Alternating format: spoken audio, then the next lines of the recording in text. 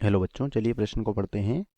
कारा का उभय लिंगाश्रयी पादप दर्शाता है।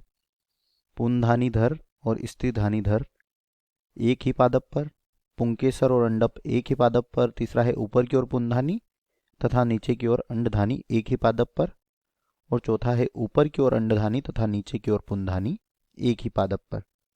तो हमें यहाँ पर प्रश्न पूछा गया है कि कारा का उभय लिंगाश्रयी पादप क्या दर्शाता है।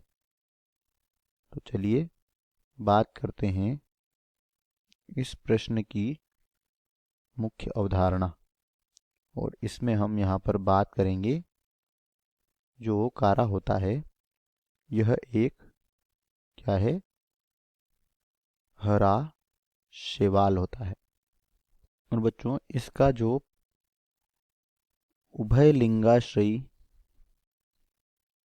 पादप होता है, कारा का जो उभय लिंगाश्रयी पादप होता है, उभय लिंगाश्रयी का अर्थ होता है ऐसा पादप जिसमें नर तथा मादा जन्नांग एक ही पादप पर हो। नर तथा मादा जन्नांग एक ही पादप पर होते हैं, तो इस प्रकार का पादप उभय लिंगाश्रयी पादप कहलाता है। और इस पादप में क्या होता है, ऊपर की ओर अंडधानी होती है, ऊपर की ओर अंडधानी तथा नीचे की ओर पुंधानी होती है।